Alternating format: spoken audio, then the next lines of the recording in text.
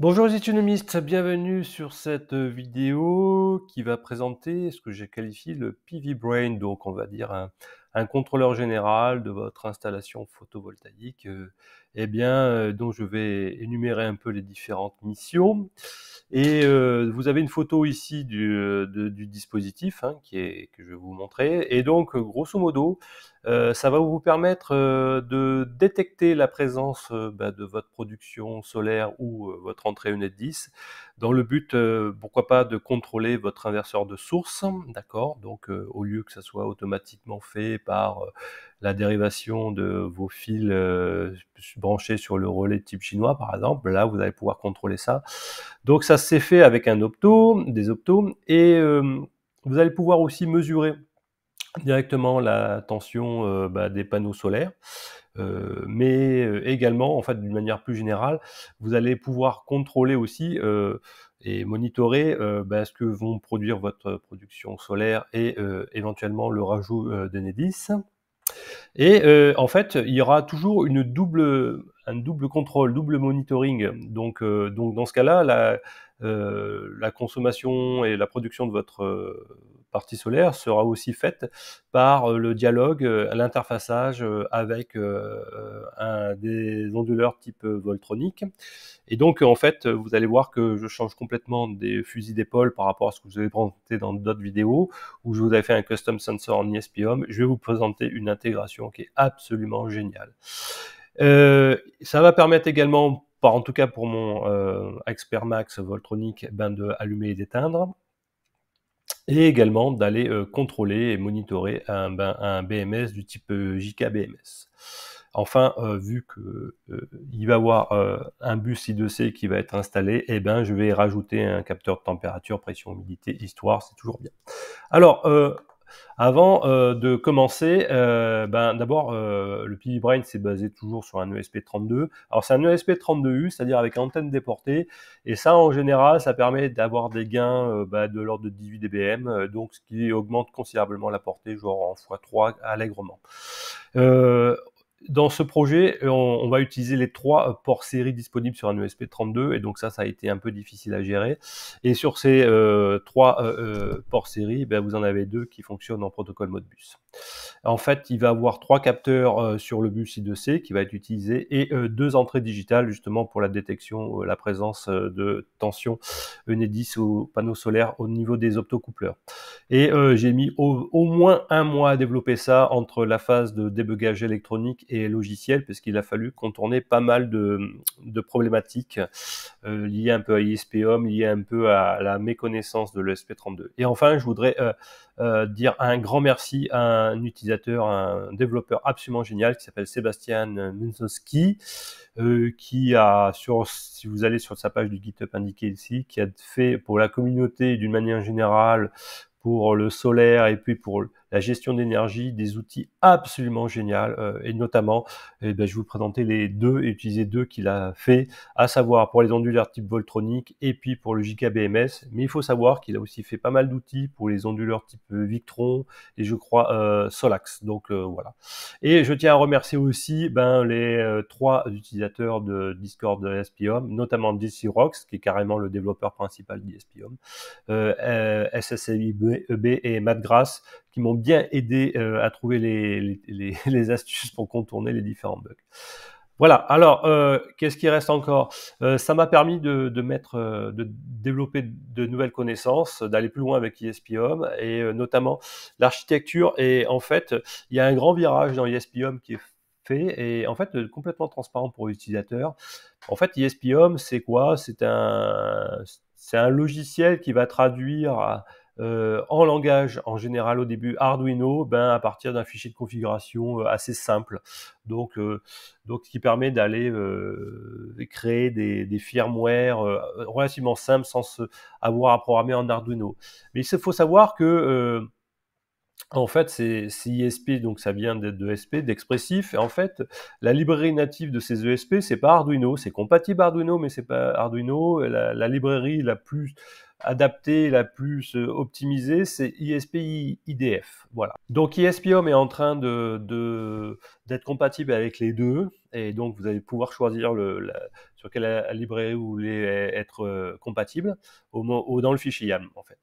Et ça m'a permis aussi d'aller modifier, notamment pour l'Expert Max, la génialissime intégration des onduleurs Voltronic qui s'appelle PIP Solar, donc qui est fait par Sébastien, donc qui est son pseudo c'est 6C. Voilà. De mieux comprendre l'architecture d'un ESP32, notamment pour comment gérer 3 ports série en même temps, parce qu'il va avoir une contrainte, il faut qu'un de ces 3 soit forcément matériel. Donc ça, sinon, impossible d'utiliser les 3 en même temps. Et puis, en fait, ça me conforte dans l'idée d'avoir choisi dès 2019 un peu de mettre tout ce qui est l'autonomie à partir de ces microcontrôleurs et d'ESP-Home, parce que finalement, il y a toujours un moyen d'y arriver, et c'est absolument génial. Et puis de vous présenter dans quelques temps, grâce au support de l'ESP IDF, il va y avoir tous les nouveaux ESP qui arrivent. Donc là, vous avez le S3 qui arrive, mais le S4 aussi va arriver d'ici 1 an ou 2, et qui vont intégrer des accélérations vectorielles pour faire de l'intelligence artificielle, et ça va on va pouvoir faire des projets assez intéressants liés à l'autonomie avec ça. Et un truc qui va arriver, qui pour l'instant qui est en pull request, c'est le support d'ESP-NOW. Alors ESP-NOW, c'est une surcouche, ça va être un objet ESP-NOW qui va pouvoir faire dialoguer 2 ESP entre eux, sans passer forcément par un Home Assistant, par un broker MQTT, que sais-je encore. Donc ils vont communiquer directement, sans pour autant vous priver de la connexion Wi-Fi avec Home Assistant. Donc en fait, vous allez pouvoir avoir le beurre et l'argent du beurre, faire dialoguer 2 ESP ou plusieurs ESP ensemble, mais tout que chacun d'entre eux se connecte sur votre Home Assistant par l'API d'ESP-Home. Donc ça, c'est absolument génial, c'est en train d'être développé, arrivé, peut-être dans l'année, ça devrait être supporté. Alors, tout d'abord, je vous présente un peu les choses. Voilà le PV Brain. Et donc, c'est fait sur une plaque PCB où derrière, vous allez retrouver un peu les connexions qui sont soudées. Mais vous allez retrouver pas mal d'éléments que je vais vous présenter dans le schéma général. Alors, au préalable de vous présenter, je vais vous indiquer un peu la liste des éléments qui constituent, avec des liens AliExpress non affiliés, mais bon, voilà, si vous trouvez moins cher, tant mieux. Donc, il vous faut un ESP32, et j'ai pris une version 32U, donc c'est ce 4e choix ici, donc avec le connecteur ici, micro FL. Et attention, c'est du type IPEX-K, et le K est important, parce que vous avez différentes tailles maintenant de connecteurs micro FL. Donc, associé à ça, il va falloir des câbles coaxiaux qui permettent de clipser dessus sur ce type de connecteur, et qui se terminent soit par des embouts antenne SMA ou RP SMA selon votre choix. Donc voici des liens, vous choisissez la longueur, en tout cas cela c'est la bonne connexion à l'arrivée ici. Donc vous choisissez soit en SMA ou soit en RP SMA, en fait ici c'est en SMA. Et donc il vous faudra des câbles d'antenne SMA qui vont bien, voilà, donc vous choisissez avec la bonne terminaison, faites-y attention. Donc ça sera plutôt comme ça, voilà. Donc ça, vous choisissez des antennes dipôles, ça suffit largement, 3 dBi ou 5 dBi. Pas trop avec des forts gains, ça veut dire ça veut dire directivité. Donc si vous voulez être avoir une radiation un peu dans toutes les directions, il faudra plutôt privilégier des bas gains. Alors, il vous faudra éventuellement pour la partie dialogue avec Voltronic un convertisseur, mais ça je vous renvoie RS232 vers TTL, je vous renvoie dans ma précédente vidéo où j'en parle, voilà. Il vous faudra un BMS, parce que moi en tout cas, ma batterie elle va fonctionner avec un BMS, et mon choix s'est porté sur le Giga BMS. Attention, il faut le prendre si vous intéresse avec la version ici 485, le petit module d'interface avec RS485, donc c'est le module du milieu. Qu'est-ce qu'il vous faut? Des optos, voilà, donc il vous faut la version opto 220 volts, qui est la première me semble-t-il, voilà, c'est cette version-là. Donc ici j'en ai 2, un pour capter pour la présence de Nedis et l'autre le solaire. Qu'est-ce qu'il vous faut? Ici un BME 280, bon, vous n'êtes pas obligé, mais si vous voulez mesurer par exemple la température de votre local technique, c'est toujours bien de l'avoir. Ça, c'est un module PCF 8575. Ça va permettre c'est un expander de pin qui va vous permettre d'aller contrôler en I2C jusqu'à 16 GPIO. Donc, par exemple, contrôler 16 relais. Ici, vous voyez, j'en ai 2 x 4 qui sont superposés pour des gains de place. Et enfin, il va avoir 2 PSM que vous voyez ici dans ce montage-là, superposés, voilà. Et donc, qui va permettre d'aller aussi contrôler les informations de production du photovoltaïque et du complément de Nedis. Alors, je vous rappelle que ça va doubler parce que ces informations-là seront données également par l'onduleur, mais deux systèmes valent mieux qu'un, en tout cas pour les confronter. Voilà, donc c'est à peu près la liste des capteurs, etc. Alors, il vous faudra aussi des entretoises ici pour monter dans une carte de PCB. Si ça vous intéresse, je mettrai d'autres liens dans la description. Donc, on va maintenant présenter le montage. Alors, voici à peu près le montage, toujours mes fameux dessins Paint. Mais néanmoins, il y a pas mal de fils, mais vous allez reconnaître au milieu le SP32U. Et on va dire que ici, vous avez tout ce qui est départ des capteurs I2C. Donc, vous avez ici l'ADS 1515 que je n'ai pas présenté, que j'ai oublié de vous mettre, qui permettra d'aller récupérer les tensions des panneaux solaires directement. Donc, on va zoomer un petit peu les choses. Voilà, donc ici, facteur de zoom, voilà. Et donc, cet ADS, eh bien, il communique en I2C avec le SP, et vous voyez que les strings ici, eh ben, j'ai de la haute tension, donc il me faut un pont diviseur pour ramener le tout jusqu'à 5,5 volts. Alors moi, mon expert, en fait, ses entrées de tension max en MPPT, c'est 500 volts. C'est pour ça que ici j'ai choisi deux résistances qui sont de 10 kg et d'1 mégaohm, histoire d'avoir jusqu'à des tensions de 500 volts en entrée par string, et du coup ça va ramener jusqu'à 500 volts dans cette plage de tension jusqu'à 5 volts. Voilà, et donc vous voyez ici votre pont diviseur entre 10 kg et 1 méga, identique pour la deuxième string, c'est strictement identique. Et vous voyez que la sortie de ce pont diviseur va se retrouver respectivement, alors on va zoomer un peu, alors voilà, va se retrouver respectivement sur la masse sur la 0, le plus de la première string sur A1 et respectivement la masse de la deuxième string sur A2 et le plus de la deuxième string sur A3. Donc parce qu'il y a un mode pour configurer cet ADS en différence de potentiel, donc c'est assez intéressant. Vous voyez également les fils, donc le 3,3 volts, c'est alimenté en 3,3 volts sur la pin ici que vous récupérez, le 3,3 volts, il se récupère ici, et du BME 280 pour le capteur de température, et enfin, qu'est-ce que j'ai besoin d'alimenter en 3.3 c'est le PCF 8575 qui permet d'aller après gérer, vous voyez, tous les départs des GPIO de mes deux relais. Alors, ça, ces trois capteurs I2C sont bien alimentés en 3,3 volts. Le reste, tout ce qui reste, à la fois PSM, opto, etc., va alimenter en 5 volts, donc cette pin-là de l'ESP. Voilà. Alors, qu'est-ce que vous voyez ici qu'est-ce que je peux dire aussi? C'est que, oui, je n'ai pas précisé les GPIO d'utilisation de l'I2C. Eh bien, c'est celle par défaut, c'est-à-dire c'est 21 et 22 pour l'I2C. Voilà. Alors, maintenant, on va présenter la partie opto. Donc, une alimentation ici, fil noir sur la masse, fil rouge sur le 5 volts pour les deux optos, ici et ici. Et vous voyez deux fils de couleur, un orange et un violet, qui sont connectés sur les GPIO normalement 14 et 13, voilà, respectivement. Évitez les GPIO 12 qui peuvent vous poser problème. Donc, ceux-là vont être configurés dans ESP-HOME en entrée, puisque c'est le rôle de l'optocoupleur. Dès qu'il y a une présence, ça va mettre à l'état haut. L'état haut se retrouvera sur le GPIO. J'ai pas eu besoin de mettre une résistance de charge dessus, donc voilà, elle est intégrée directement dans l'opto. Alors, que dire encore? On va maintenant attaquer les tâches de PSM. Donc le PSM aussi, ils sont alimentés en 5 volts ici, vous les voyez repiquer, la masse aussi, et vous voyez les deux fils de communication sur le bus ici, là, vert et jaune, donc c'est le bus PSM mode bus, entre guillemets, qui sera relié sur les pins 18 et 19 respectivement. Voilà. Après, rien de particulier, j'ai pas mis de diode de retour sur le TX, j'ai pas mis de résistance de charge.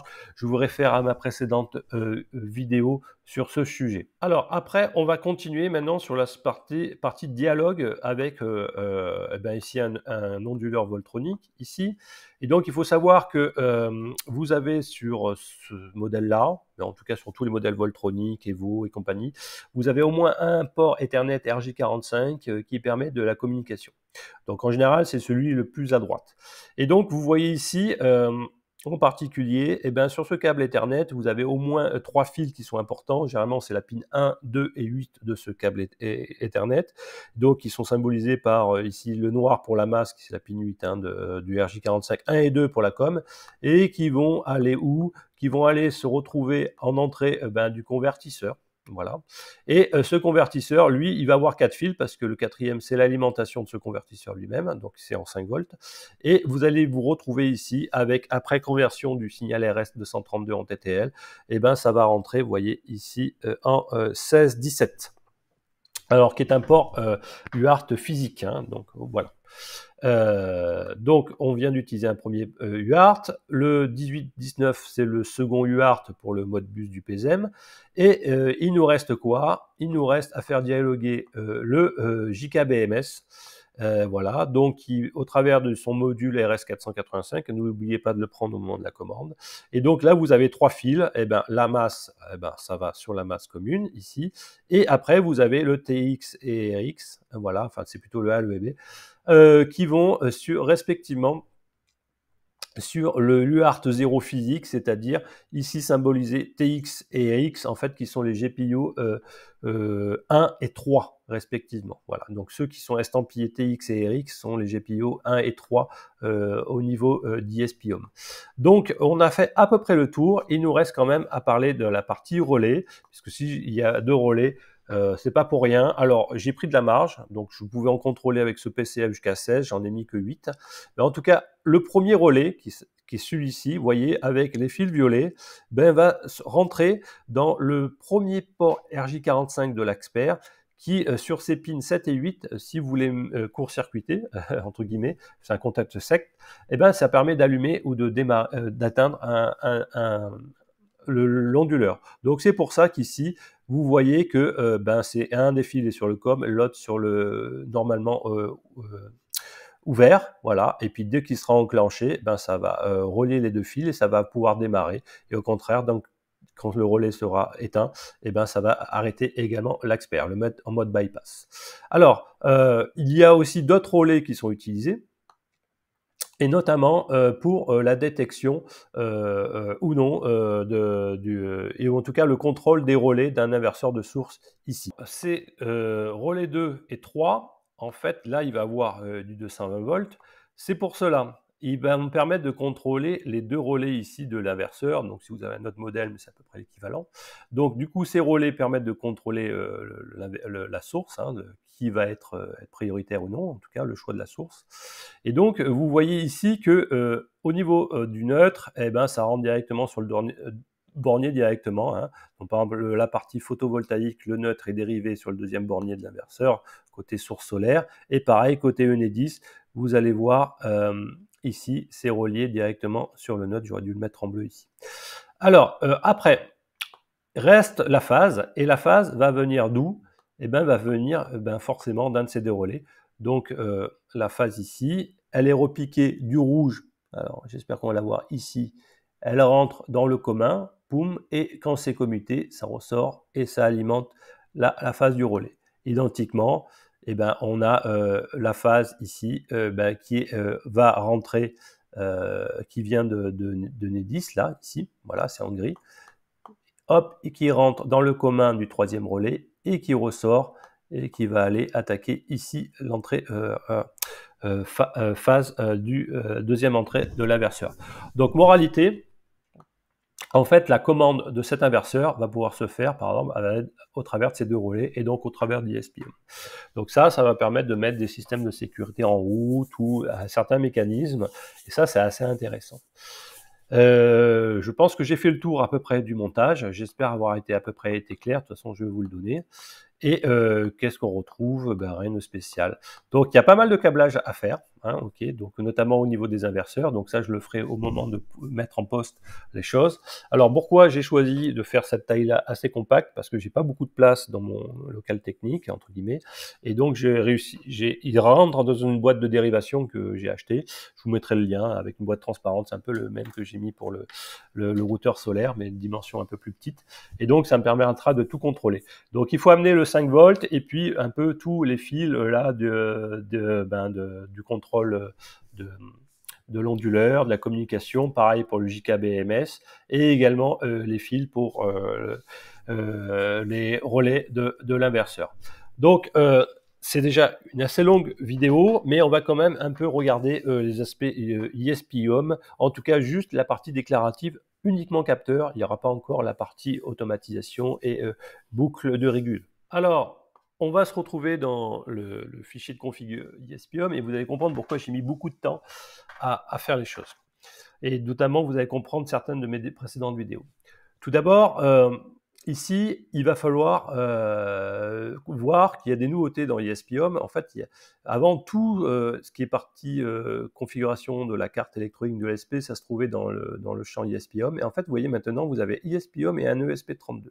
Et ça va être assez important. Donc, ça a été un peu splitté en deux, découpé en deux. Et donc, dans la partie ESP-IOM, il va falloir rajouter une option de compilation qui s'appelle config Arduino Loopstack, et vous allez donc la mettre à 32 768. Donc par défaut, c'est 8192, et donc c'est une option qui permet d'aller augmenter grosso modo la taille de la mémoire de chaque fois qu'on rentre dans la boucle Arduino.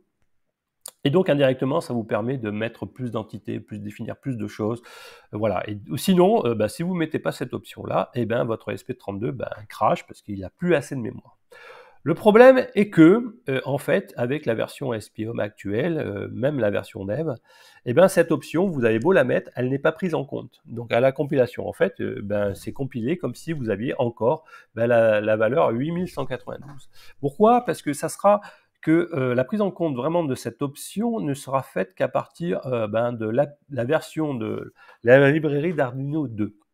Et donc, ce qu'il faut faire, c'est qu'il faut lui dire d'utiliser pour compiler une nouvelle version de la librairie Arduino, et c'est l'objet de ces deux lignes ici qui vous permet donc indirectement de récupérer la dernière version, ici la version 2 d'Arduino, voilà, ici.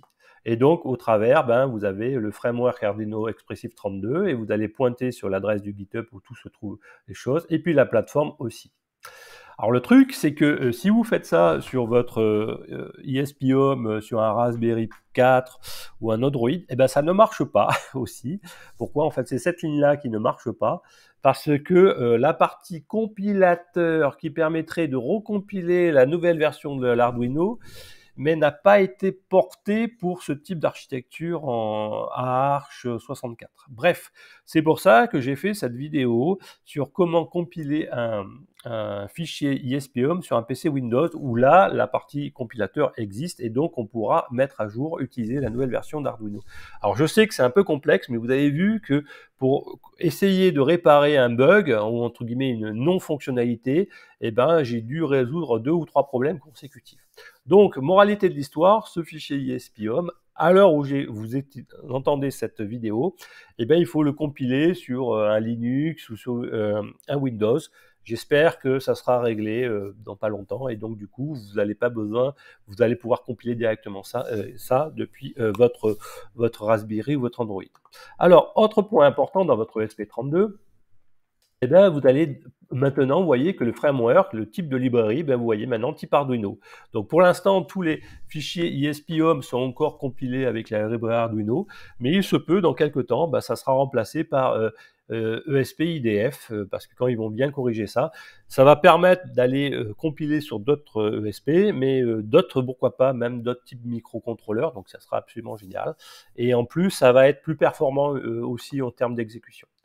Alors, autre ligne qui va être intéressante, Eh bien, ça va être, de mettre external components qui permet d'aller pointer sur, des intégrations qui ne sont pas officielles dans ESP-Home, fait par des développeurs et notamment, celle de ce génialissime, Sébastien, et on va utiliser 2 de ces packages. La première directement en allant chercher sur internet, sur le GitHub, eh ben, l'intégration d'ESP-Home, JKBMS, donc voici l'URL, de celle-ci et vous allez chercher la branche main. Et puis, on va en utiliser une deuxième. Alors, pourquoi? Enfin, en tout cas, une deuxième que j'ai modifiée à partir de l'intégration PIP Solar, toujours du même Sébastien. Pourquoi? Pour la modifier pour l'Axpermax, notamment pour avoir les informations de la deuxième string MPPT. Alors, quand vous faites une source qui va être locale, pourquoi? Parce que ça va se retrouver dans votre sous-répertoire local, vous voyez, My Component ici. Donc, il peut être aussi sur votre ESP32, hein, donc votre Raspberry, dans le répertoire /config/ESP-Home, et dedans, vous aurez un autre répertoire My Components. Et dedans, vous allez mettre un composant. Ici, j'ai recopié tous les fichiers de l'intégration officielle du PIP Solar. Voilà. Et dedans, vous avez des sources.h, des CPP et des .init. Et puis, comme cette intégration du PIP Solar va définir à la fois des capteurs, des binary sensors, des textes, etc., et bien à l'intérieur de chacun de ces sous-répertoires, vous allez retrouver des underscore init underscore .python. Voilà, et pareil pour les outputs, éventuellement avec des sources CPP en plus, etc. Bref, tous ces fichiers et cette arborescence, je les ai récupérés de l'intégration officielle et je les ai modifiés pour pouvoir l'utiliser, l'étendre à l'Axper 2, notamment sur cette deuxième string. Peut-être je vous présenterai comment j'ai fait ça, mais c'est un peu technique. Donc, ce que je veux revenir, c'est que dans votre répertoire, notamment, vous devez avoir ici quelque chose de My Components, et c'est pour ça qu'ici, vous voyez My Components. Et à l'intérieur, mis entre crochets, il va dire qu'il faut aller chercher l'intégration locale qui s'appelle PIP Solar. D'accord? Donc, voilà. Alors, quand vous faites ça, eh ben, il va aller piocher les fichiers qui sont dans /mycomponents/pip solar. Alors, on peut continuer un peu les choses et vous voyez que j'ai une partie logger et notamment la partie baud rate 0 qui est en commenté. Alors, je voudrais quand même apporter des précisions parce que j'ai compris des choses aussi. En fait, le logger dont on parle ici, c'est surtout le logger quand vous avez branché votre SP sur un câble USB data. Et donc, c'est celui que vous voyez, les informations que vous voyez juste après le flash, notamment après ESP-Home Flasher ou ESP Tool. D'accord? En fait, quand vous flashez dans un deuxième temps en OTA, et vous cliquez sur le bouton log dans ESP-Home, vous voyez aussi les mêmes types d'informations. Et ça, c'est pas les mêmes types de logs que, quand vous faites avec le câble série. C'est pour ça que quand vous mettez l'option baud rate à 0, ça va stopper le log de la version quand vous utilisez le câble USB. Par contre, vous aurez toujours les logs quand vous passez par Wi-Fi en appuyant sur le bouton log d'ESP-Home. D'accord? Donc faites-y attention, c'est un petit distinguo que j'avais mal saisi et maintenant c'est à peu près compris. Donc c'est à vous de voir si vous voulez garder quand même les logs au niveau du Wi-Fi et de les couper au niveau de l'USB. Alors pourquoi? Ça va vous permettre d'aller économiser un peu les choses. Alors pourquoi je dis ça? Parce que vous savez que dans ce modèle-là, j'ai utilisé 3 ports série et notamment le GigaPMS est connecté sur le port UART 0, le GPIO 1 et 3. Et c'est justement celui-ci qui est utilisé pour flasher par le câble USB l'ESP. Et donc, quand vous le mettez pas le baud rate à 0, vous allez voir que le port série va être partagé à la fois par les informations ici du JKBMS, si je ne me trompe pas, ou du PZM, je ne sais plus, et à la fois des informations des séries. Donc à vous, si vous voulez que les informations soient partagées, il se peut qu'il y ait des conflits ou non. Si vous voulez pas qu'il y ait des conflits, vous mettez l'option baud rate à 0, et dans ce cas-là, l'UART 0 sera uniquement dédié à la communication avec le PZM ou le JKBMS, on va le voir dans un instant. Alors on va continuer, on a la partie Wi-Fi, bon, du classique, clique, vous voyez que le nom du SSID et le password du Wi-Fi ont été mis dans le fichier secrets.yam qui se trouve dans l'arborescence d'ISP-Home, c'est-à-dire dans /config/ISP-Home. Ce fichier secrets.yam n'est pas le même que celui dans ISP de base, de Home Assistant de base. D'accord, faites-y attention, je vous renvoie à mes anciennes vidéos. J'ai activé le Captive Portail au cas où si le SP se perd, mais bon.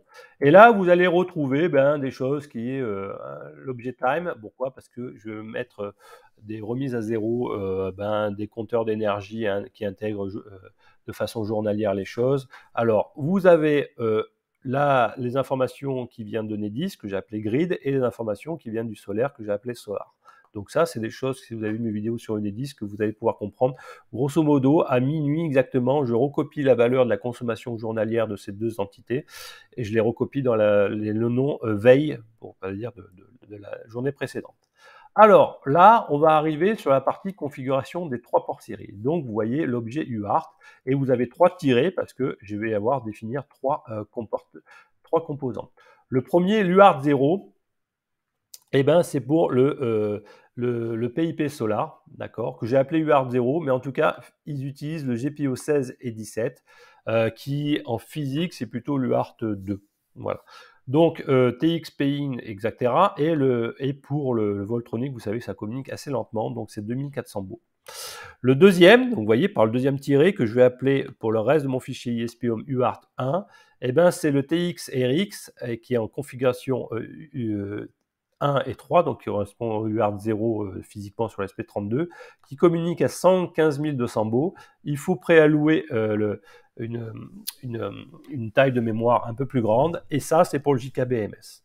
Enfin, le troisième UART, c'est pour les pins 19 et 18 à 9600, avec la stop bit à 2 si vous êtes sur un ESP32, stop bit à 1 si vous êtes sur un ESP8266. Ça également, je vous renvoie sur ma vidéo 21 sur le PSM.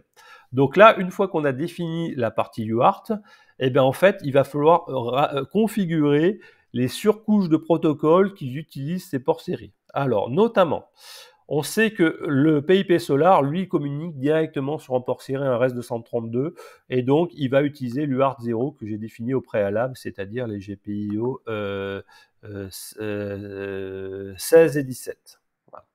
Et donc, je vais rafraîchir les informations toutes les 5 secondes. Par défaut, je crois que c'est toutes les 3 secondes, donc si vous voulez les informations plus rapidement, vous pouvez descendre jusqu'à 3 secondes.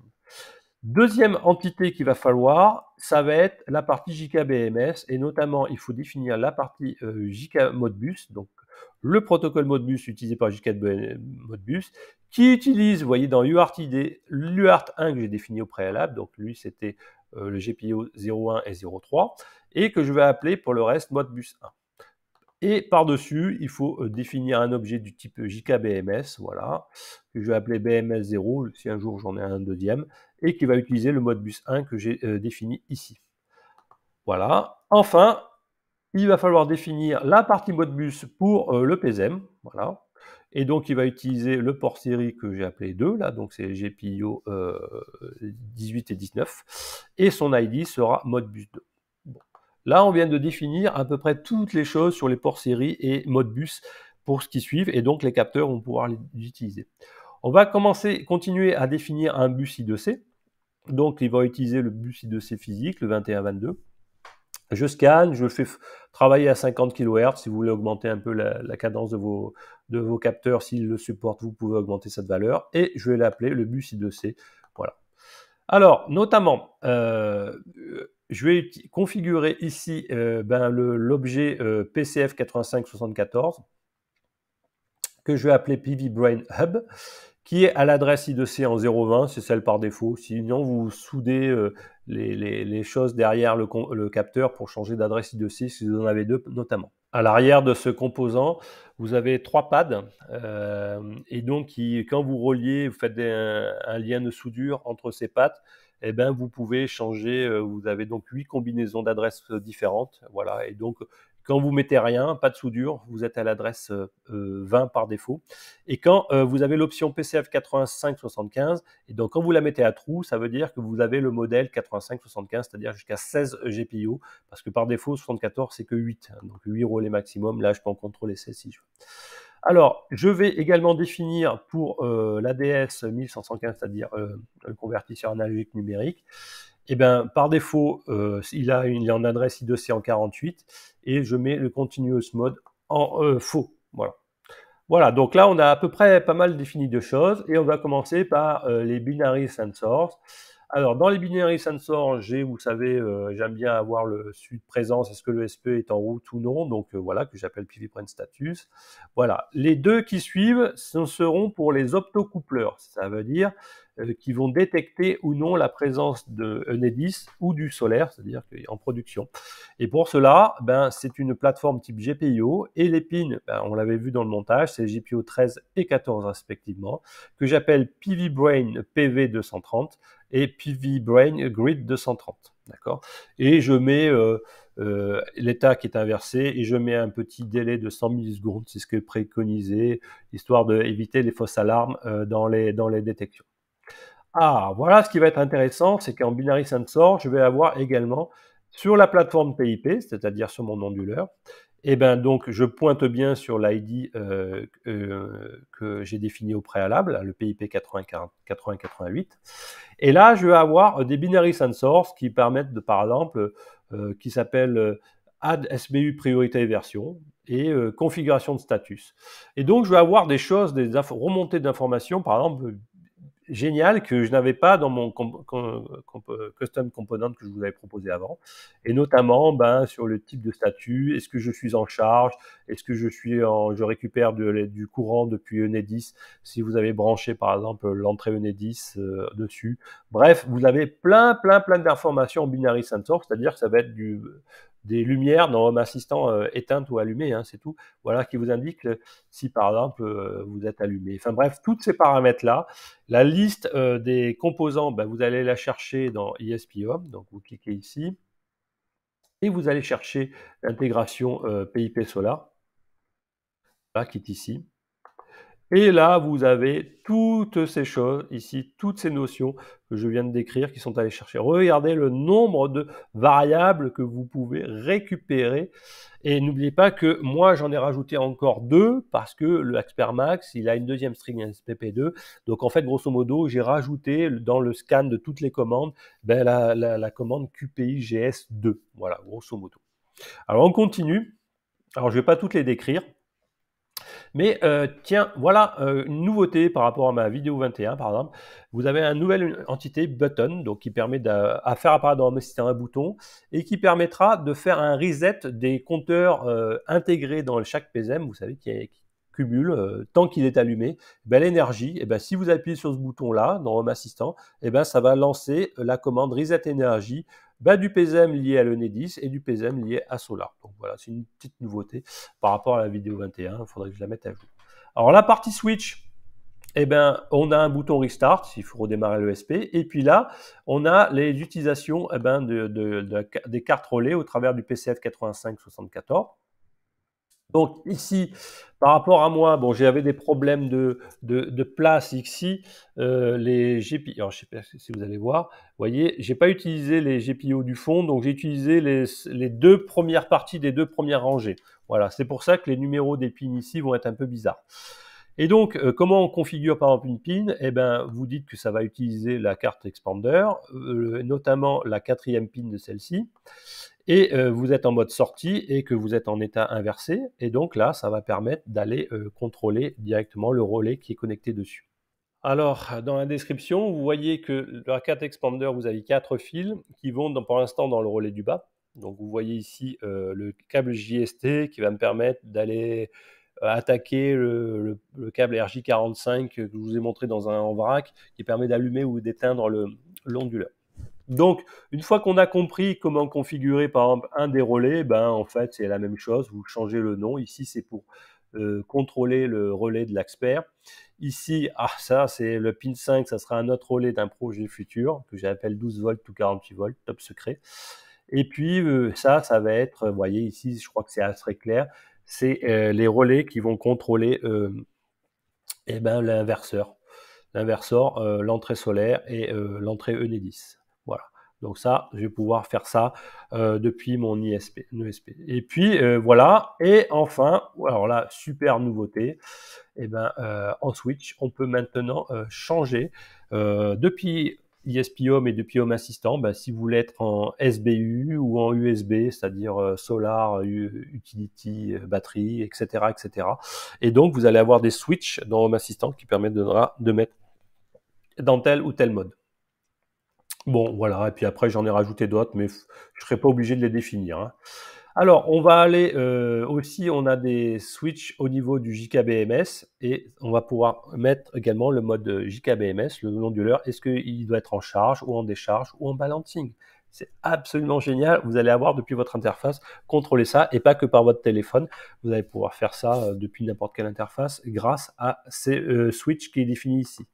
Alors, dans la partie sensor, il va y avoir énormément de choses, donc je ne vais pas tout vous présenter. La puissance du signal en RSC, en dB, le uptime pour calculer depuis combien de temps le ESP tourne, et puis vous avez ici tout ce qui est plateforme PSM, voilà, pour la partie gris. Donc c'est exactement la même chose que pour ma vidéo 21.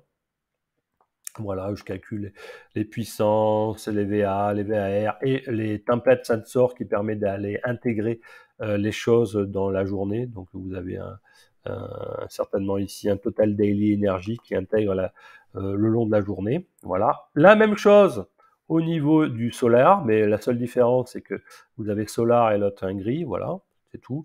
Et pareil, attention de mettre l'adresse à 2. Je vous renvoie sur ma vidéo 45 sur comment faire communiquer plusieurs PSM en même temps sur le même bus. Donc blablabla, je définis tout ce qui est partie PSM. La partie BME 280, bon, rien d'exceptionnel, il y a température, pression, humidité, voilà, donc l'adresse par défaut, et toutes les 5 secondes. La partie ADS, donc c'est ce qui va permettre de mesurer directement la tension des panneaux. Alors pour l'instant, je mets un gain de 4,96, et puis vous voyez le rapport du pont diviseur. Donc, il va être 500 volts sur 4,97. C'est à peu près le coefficient qu'il faudra que j'applique. J'affinerai un peu quand j'aurai fait mon pont diviseur. Et par contre, ce qui est important, c'est que vous voyez, il est en mode A0 à 1 pour la première string, c'est-à-dire la masse à A0, le plus sur le A1. Et pour la deuxième string, la masse sur le A2 et le plus sur le A3. D'accord ? Voilà comment on configure. Et enfin, la partie PIP Solar. Alors là, j'en ai qu'un, mais après il suffirait d'étendre un peu ça. Et puis vous allez lire toutes ces informations, regardez tout ce qu'il y a, les batteries, etc. Absolument génial. Donc encore plus que mon intégration que j'avais faite de Custom Sensor, absolument génial. Vous pouvez même récupérer la version de l'EEPROM. Et la nouveauté, voilà, c'est que moi maintenant, par rapport à l'intégration officielle qui s'appelait PV Input Current, moi j'ai appelé PV1 parce que pour la première string, pareil pour la tension et pareil pour la charge. Et puis voilà, là, qui me permet de récupérer ma modification, c'est notamment le PV2, Input Current, Voltage, etc. En fait, le scan de la commande QPI GS2 dans l'intégration. Alors, vous avez maintenant encore énormément de données liées maintenant pour le capteur, le JKBMS, et l'intégration faite par Sébastien est absolument géniale parce que ça permet de récupérer la tension minimum, la tension maximum, l'écart de tension, min-max, et puis toutes les tensions individuelles. Jusqu'ici, j'en ai mis que 16, mais j'aurais pu en mettre 24. Et puis les températures des capteurs, etc., etc., etc. C'est absolument génial et je ne les ai pas toutes mises encore. Et enfin, on va terminer sur du text sensor classique, voilà. Bon, je ne présente pas trop, mais vous allez même pouvoir voir les erreurs du JKBMS ou la dernière commande, toute la string de caractères envoyés dans la commande QPGS ou QPRI, etc. Absolument génial. Donc, si vous voulez, par exemple, voir toutes les informations qui sont récupérées, vous pouvez rajouter dans le text sensor la string QPGS2. D'ailleurs, je pourrais rajouter last QPGS2 commande, parce que je l'ai aussi ajouté dans ma modification, si ça vous intéresse. Et puis, pour la partie JKBMS, vous allez même pouvoir choisir le password. Vous pouvez tout afficher. Bon, ça, c'est des informations peut-être que vous n'êtes pas obligé de remonter. En tout cas, dans cette vidéo, ici, dans la partie ESP-Home, pour pouvoir avoir autant d'entités, vous avez vu combien il y en a peut-être une centaine, eh ben, il a fallu que j'augmente la loop stack. La loop stack, eh ben, par défaut, quand vous rajoutez juste config Arduino loop avec le -d pour le pragma, eh ben, par exemple à 32 000 pour multiplier par 4 la taille de cette mémoire, eh ben, ça ne marche pas directement, c'est pas pris en compte du fait que la librairie actuellement utilisée par ESP Home est encore la 1.6. Il faut absolument la version 2.0 pour que ça soit pris en compte.